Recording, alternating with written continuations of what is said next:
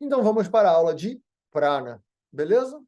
Prana é um conceito muito importante para a cultura védica de maneira geral. Diversas culturas e ciências védicas usam muito esse conceito como um conceito fundamental para o entendimento das suas ciências, tá? Então a gente vai ver primeiro algumas definições de prana.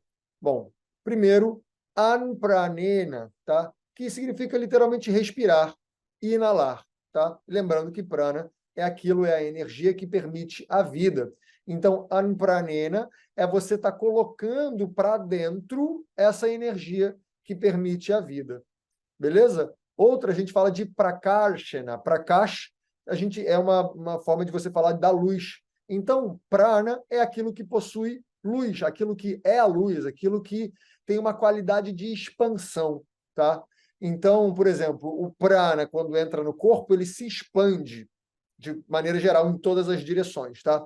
Diferente do que, por exemplo, eu ouço muitas pessoas falando, né? E a gente vai falar isso bastante na aula de pranayama, isso é um assunto polêmico, polêmico, polêmico. Mas, enfim, o prana, quando ele entra no nosso sistema, ele não desce. O prana, ele entra e se expande em todas as direções, tá? Então, não é igual uma piscina que o ar entra e vai lá para baixo, ou uma garrafa, nada disso, tá? Não é igual o prana, ele não é nem o ar, né? Então, quando a gente está falando do prana, a gente está falando de uma energia. E ela não entra e desce, ela entra e se expande. E esse conceito de prakarshana, ele diz isso. Beleza? Então é anati gachati, gachati, perdão, esse C com CH é meio chatinho de falar, gachati. Então é o que move e torna vital. Ou seja, o prana é uma qualidade, é algo que está em movimento. Então já é legal da gente entender que o prana ele não está estagnado, ele não fica parado. O prana é algo que está em movimento e que deixa e que aonde ele está tem vida, tá? Então por isso que a gente fala que o corpo quando tem prana é um corpo que tem vida. E um corpo com vida é um corpo que tem vida porque tem prana. Quando tem prana, a vida acontece ali, tá? Atma Sakha, a gente fala, né, que o prana ele entra aqui nessa região e a gente fala que aqui é onde mora o nosso ser interno, tá? Então, Atma é uma das formas da gente chamar o nosso ser interno, tá? No yoga a gente chama muito mais de Purusha, no yoga tradicional, tá? No yoga clássico, melhor falando, a gente chama de Purusha, mas Atma Sakha é o seu melhor amigo, é o melhor amigo de Atma, né? Então, prana é aquilo que vem aqui bem pertinho do ser interno e ajuda a gente a poder desfrutar da realidade. Beleza? Kavacham. Kavacham, a gente até já viu o Kavacham quando a gente estava falando das definições de yoga, tá? Uma das definições de yoga é Kavacham, que é armadura, aquilo que protege. Então, da mesma forma que o yoga protege, o prana protege a gente também. Beleza? Ele é Narayanat Pranojayate, ou seja, é a primeira manifestação da criação, tá? Narayana é uma das formas da gente chamar uma das divindades mais importantes do hinduísmo, tá? E Jayate a gente pode chamar do nascimento, né? Então a gente está falando que o prana é a primeira manifestação. Primeiro veio o prana, ou seja, a energia que possibilita todo o resto de acontecer e de ter vida. Beleza? A principal fonte de prana é o sol, né? Então a gente adquire prana respirando, comendo, com exposição ao sol e exposição à lua, mas aquilo que oferece prana para a vida é o sol que dá prana para todo o sistema em que a gente vive, tá? Não existe prana só no nosso corpo. A gente ingere prana quando respira, quando come, exposição ao sol, exposição à lua, mas o sol é o principal fornecedor de prana para o sistema inteiro. Beleza?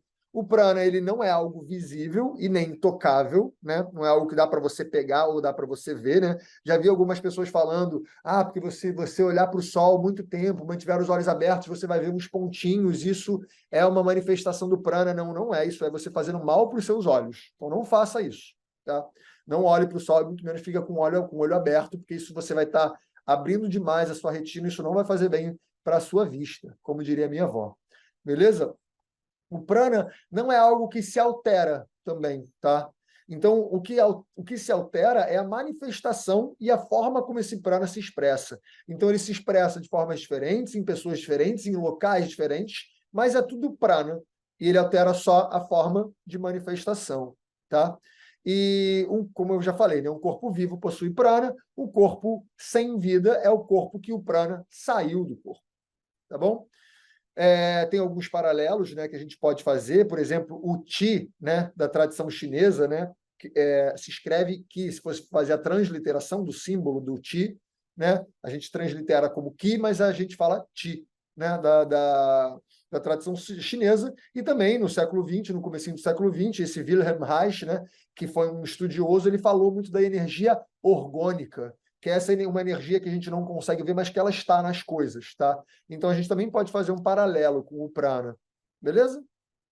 Bom, e no Prashna Upanishad, que ele traz algumas definições muito lindas do que é prana, né? Ele fala bastante do prana, ele fala: como raios ligados ao centro de uma roda, tudo está conectado ao prana, né? O prana é um grande fator que une tudo o que está manifesto, tudo aquilo que está nessa manifestação que a gente vive.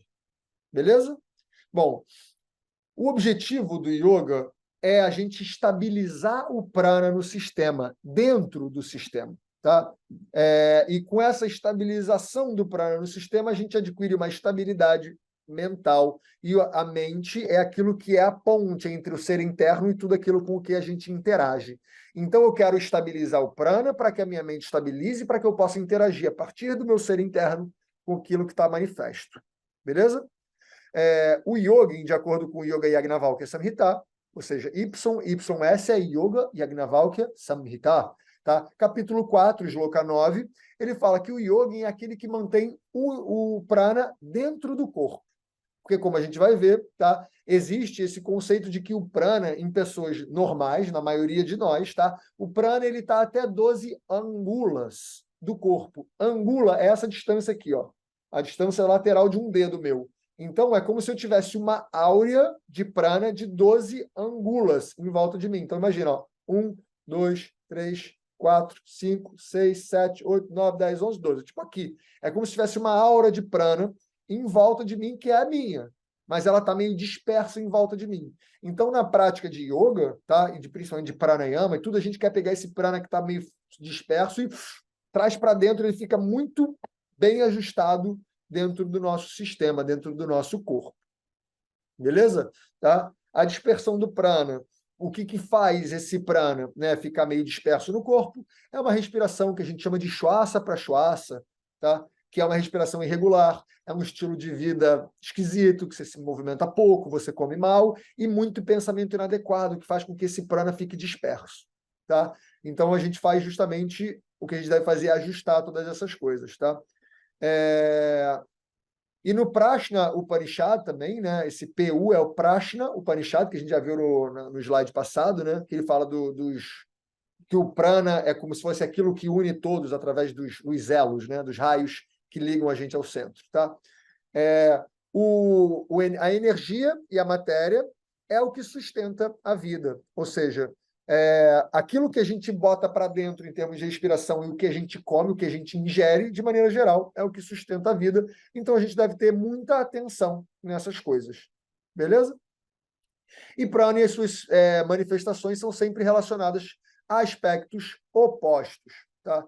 Então, por exemplo, da mesma forma que tem uma energia ascendente, tem uma energia descendente. Da mesma forma que tem a energia solar, tem a energia lunar. Da mesma forma que tem a energia Ra, tem a energia Ta. Né? Por isso que é o Hatha Yoga. É uma prática que visa estabilizar nossa energia masculina e feminina, né? Os nossos opostos. Estabilidade e movimento. Tudo isso são energias opostas e que a gente visa, e que o prana está nesses dois lados, sempre, tá? E a gente sempre busca entender esses opostos para a gente entender direitinho o que é o prana, tá? Então, aí que estão alguns exemplos desses opostos e que o prana está nesses opostos todos, e como ele se manifesta.